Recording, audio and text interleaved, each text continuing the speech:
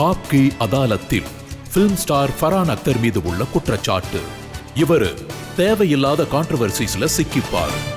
இங்க பாருங்க சார், உங்க லைஃப் ரொம்ப சிம்பிளானது. உங்க வேலையில மட்டும்தான் நீங்க ஃபோக்கஸ் பண்ணுவீங்கன்னு ஏற்கனவே சொல்லியிருக்கீங்க. தேவையில்லாத விஷயத்தையெல்லாம் கேர் பண்ண மாட்டீங்க. ஆனா 2-3 இன்சிடென்ட்ஸ் இப்படி நடந்திருக்கு. பாபி தியோலோட ஒரு படம் இருக்கு, அனிமல். ஆமா. இத பத்தி நீங்க கமெண்ட் பண்ணிருக்கீங்க. அதாவது இந்த கேரக்டர் ப்ராப்ளமேட்டிக் ஆனதுன்னு சொல்லியிருக்கீங்க. சார், இந்த டாக்ஸிக் மாஸ்குலினிட்டி இருக்குல்ல, இது ஒரு ப்ராப்ளம் தான். நம்ம நாட்டில் இது ஒரு ப்ராப்ளம் தான், டாக்ஸிக் மாஸ்குலினிட்டி. ஏன்னா சின்ன வயசுலேருந்து மக்களுக்கு இதுதான் கற்றுக் கொடுப்பாங்க. அதாவது முக்கியமாக ஆம்பளைங்களுக்கு அவங்களுக்கு இப்படி தான் கற்றுக் கொடுப்பாங்க. நீ வளர்ந்ததுக்கப்புறம் நீ இப்படி ஆகணும், அப்படி ஆகணும், அப்படிதான். என்னைக்குமே நோன்ற வார்த்தைக்கே இடம் இருக்கக்கூடாது, உனக்கு வேண்டியதை அடையணும் அப்படின்னு. என்ன நடந்தாலும் சரி, நீ ஒரு ஆம்பளை அப்படின்னு. ஆம்பளை எதுக்கும் ஃபீல் பண்ணக்கூடாது. அதாவது ஆம்பளைங்களுக்குள்ள ஃபீலிங்ஸே இருக்காது. அவன் ரோபோட் மாதிரி போவான், அந்த மாதிரி ஃபீலிங்ஸ் தான் இருக்கும். ஸோ ஒருவேளை நீங்க யாரா இருந்தாலும் அந்த மாதிரி ஒரு ஆம்பளைய எந்த எம்பத்தியும் இல்லாம, எதை பத்தியும் கேர் பண்ணாம, அந்த மாதிரி கேரக்டர்ஸும் இருக்கலாம். அப்புறம் நம்ம ஃபிலிம்ஸ்ல இருந்தது, நம்ம சின்ன வயசுலேருந்து பார்த்த படங்கள், அதை பார்த்து நம்ம வளர்ந்துருக்கோம். அதெல்லாம் இதுதான். அந்த மாதிரி படங்களை பார்த்து நம்ம வளர்ந்தோம் அப்படின்னா, ஹீரோயின் கிட்ட தப்பா நடந்துக்கிட்டா, அவன் ஒரு தப்பான பார்வையில பொண்ணை பார்த்தா, பொண்ணுகிட்ட பேசினா, அவன் படத்தோட வில்லன். அவன் தப்பு பண்ணா எண்ட்ல ஹீரோ அடிப்பான், இல்ல ஹீரோயின் அடிப்பாங்க.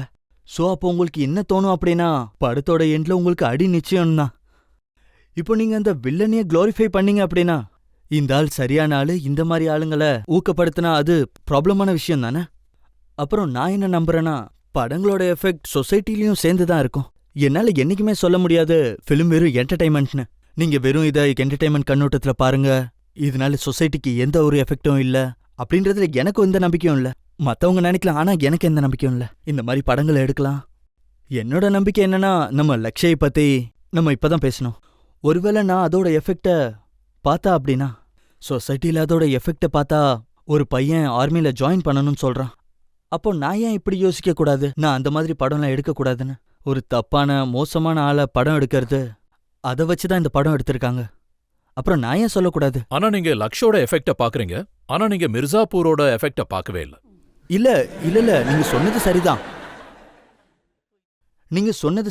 ஆனா நீங்க மிர்சாப்பூர் பார்த்ததுனாலும் அதுல டைரக்டரோட கண்ணோட்டம் எது சரியோ எது தப்போ அது சரியா இருக்கு.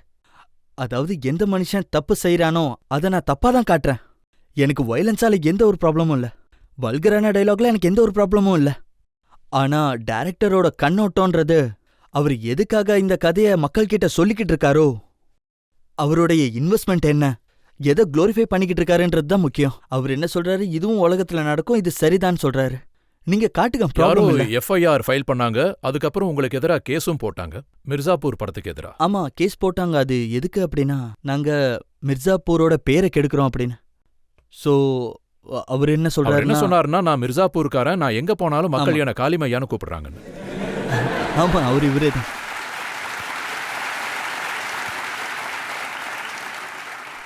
அது எனக்கு ஞாபகம் இல்லை. ஆனா நல்ல விஷயம் என்னன்னா, மிர்சாப்பூருக்கு எனக்கு நல்ல கால்ஸ் எல்லாம் வந்துச்சு. மிர்சாப்பூர் இப்போ பிரபலம் ஆயிடுச்சு, நம்ம எல்லாருக்கும் தெரியுது இல்ல மிர்சாப்பூர் எங்க இருக்குன்னு. பப்ளிக்ல யாராவது இன்னொரு கேள்வி கேட்கலாம். இது ஃபைனல் ரவுண்டு. எங்களுக்கெல்லாம் ஒரே கேள்விதான்.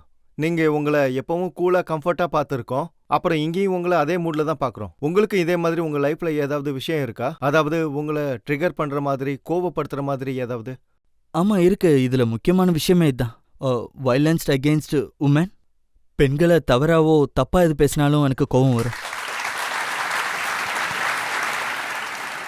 உங்களுக்கு அப்போ கோபம் வரலையா? நஷ்ருதீன் ஷா மாதிரி ஒரு ஆக்டர் சொன்னாரு, I don't care about Farhan Akhtar, I don't watch his films. இல்ல, அதுல கோவப்பட வேண்டிய விஷயம் எதுவுமே இல்ல.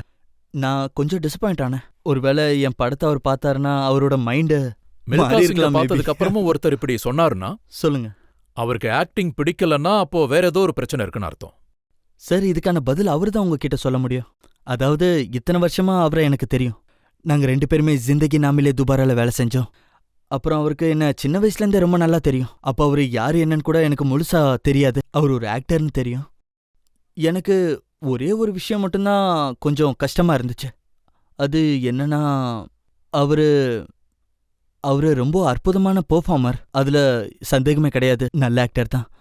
ஒரு வேளை நீங்க எப்படி விரும்புனீங்கன்னா, இந்த ஆளோட வேலை பெட்டரா இருக்கணும்னு, இவரோட வேலை இன்னும் இம்ப்ரூவ் ஆகணும்னா, அப்போ அதுக்கு ஒரு விதம் இருக்கும். நீங்க நான் இப்படி தான் பண்ணுவேன். நான் ஃபோன் எடுப்பேன், நான் அவருக்கு ஃபோன் பண்ணுவேன், யாருக்கு பேச விரும்புறனோ அவங்களுக்கு. பிரதர், நீங்க எங்க வீட்டுக்கு வாங்க, நான் உங்க கூட கொஞ்சம் பேசணும். நான் உங்க படத்தை பார்த்தா எனக்கு இப்படி இப்படிலாம் தோணுச்சு. ஒருவேளை நீங்க ஆக்டிங்ல பேஷனேட்டா இருந்தீங்க அப்படின்னா, இந்த விஷயத்துல கொஞ்சம் ஃபோக்கஸ் பண்ணுங்கன்னு சொல்லுவேன். இது ஒரு விதம். ஆனா பிரஸ்ஸுக்கு போய் சொல்றது, அப்போ எனக்கு இப்படிதான் தோணுச்சு, அவர் பண்ணது கொஞ்சம் கூட சரியில்லைன்னு. அவ்வளவுதான். அதை தவிர அவரோட ஒப்பீனியன் இப்படிதான் இருந்துச்சு அப்படின்னா, அவருக்காக என்ன நான் மாத்திக்க முடியாதுல்ல. இன்னொரு கேள்வி யாராவது கேட்கலாம்? லைஃப்ல எதுக்காகவாவது நீங்க பயந்திருக்கீங்களா? எனக்கு எனக்கு இந்த விஷயங்களை தவிர, அது எந்த விஷயம் அப்படின்னா, நெருக்கமானவங்க, ஃபேமிலி மெம்பர்ஸ், க்ளோஸ் ஃப்ரெண்ட்ஸ், அவங்களோட ஆரோக்கியம் நல்லா இருக்கணும், அவங்களுக்கு எதுவும் ஆகக்கூடாது, அவங்க சேஃப்டியா இருக்கணும், ஹெல்த்தியா இருக்கணும். இது மட்டும் தான் எப்பவும் மைண்ட்ல இருக்கும். ஆனா இதை தவிர எப்பவும் ஒன்று தான் மைண்ட்ல எப்பவும் இருக்கும். பயப்படுறதுனால தான் அதை நான் வெறுக்கிறேன். அது காக்ரோச். அதனால எனக்கு லைஃப்ல ப்ராப்ளம் இருக்கு. காக்ரோச்சுக்கு ரொம்ப பயப்படுவீங்களா? பயப்படுவேன். எனக்கு இது வரைக்கும் அது எதுக்குன்னா தெரியவே இல்லை. இல்ல, நடக்கும். இந்த சர்க்கிள் ஆஃப் லைஃப்ல இது நடக்கும். நேச்சர்ல அதுக்கு ஏதாவது ஒரு ரோல் இருக்கும். ஆனா அது என்னால புரிஞ்சுக்க முடியல, அது எதுக்கு இப்படி இருக்குன்னு. அப்புறம் அது எப்படின்னா, அது உள்ள இருந்து வெளியே வரும்போது, உங்களை பார்த்ததுக்கு அப்புறம் அது இப்படி பண்ண ஆரம்பிச்சதுன்னா, அது எனக்கு எப்படி தோணும்னா, அது நான் எவ்வளவு பயப்படுறேன்னு டெஸ்ட் பண்ற மாதிரி இருக்கும். சோ அதுல என்ன இருக்குன்னு எனக்கு தெரியல. காக்ரோச்சை பார்த்ததும் எனக்கு என்ன தோணும் அப்படின்னா, குளிச்சே ஆகணும், அந்த மாதிரி ஒரு ஃபீல் இருக்கும். அது மட்டும்தான் நான் பயப்படுற விஷயமே. என்னோட கேள்வி என்னன்னா, இது வரைக்கும் நீங்க எத்தனை மியூசிக் கான்சர்ட் பண்ணிருக்கீங்க?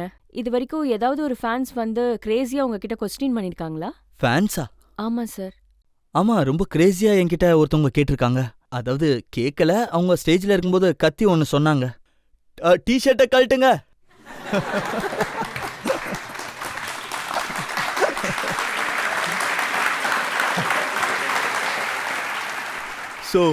சோ அவங்க கிட்ட நான் என்ன சொன்னேன்னா, நான் இங்க ஃபன்னை பிரசன்ட் பண்ண வந்திருக்கோம், உடம்பல்ல.